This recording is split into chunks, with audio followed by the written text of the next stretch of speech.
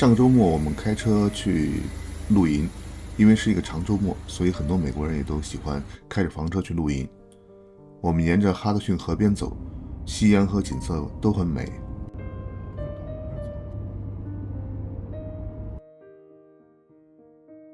这是我们开过一个小镇，实际上是一个小村，这是它的主大街了。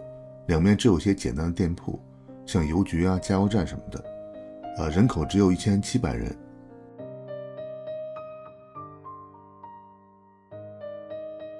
前面是2座跨越哈德逊河的铁桥，这座建于1923年，是座铁路桥，现在仍在使用。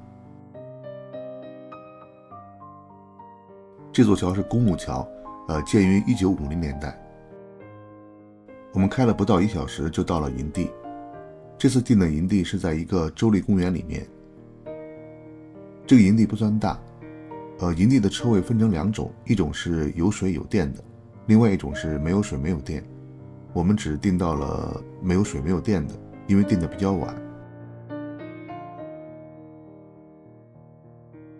像这样的营地，一晚上没有水没有电，一晚上就$20。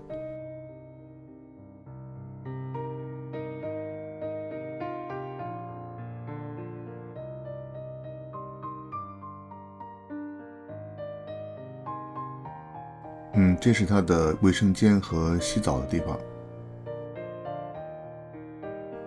这就是我的营地车位。因为没有电，我只能用汽油发电机，还是有一定噪音的。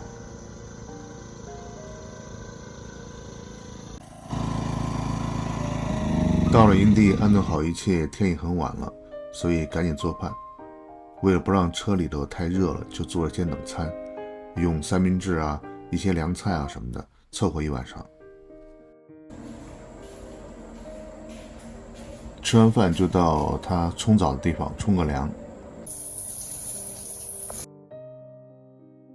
然后就洗洗睡了。第二天醒来已经是天光大亮。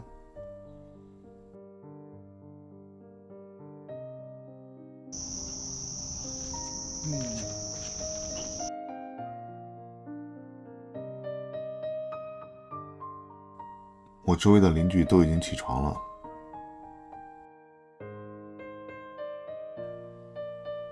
于是开始埋锅造饭，还是用发电机，然后用电磁炉做早饭。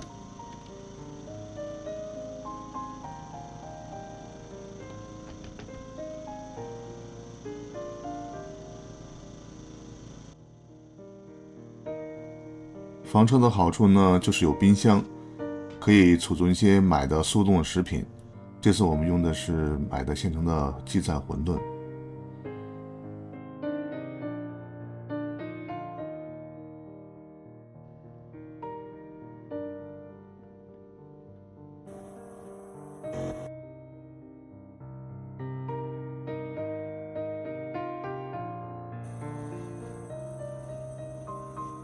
怎么样？早餐还是挺丰富的吧？吃完早饭，我们去林中徒步。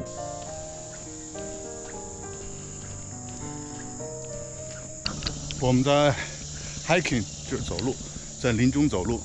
在林中走路最麻烦的是什么？蚊子。这蚊子简直是铺天盖地，我已经咬了不知道多少个包了。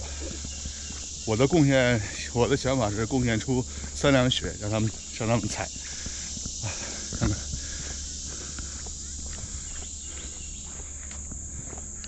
这个地方还好了，这个地方阳光比较多，所以还可以。刚才到深处的时候，简直是蚊子成群，跟着你，追着你跑。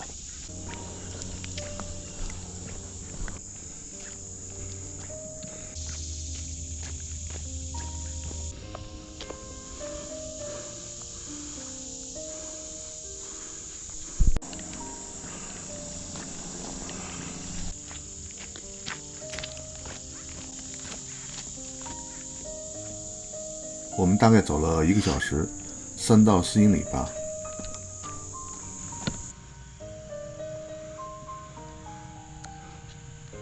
其实这个地方最好的活动是水上运动，有很多人有船，走完一圈就开始收拾东西打道回府了。像这样装车卸车、收支架、接电线、收电线，也算是个体力活吧。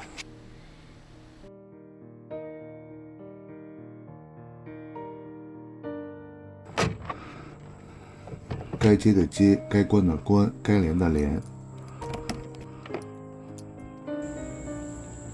这是在排废水。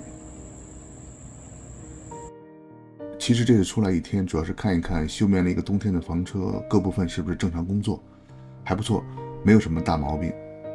这样我们秋天就可以开着房车去看红叶。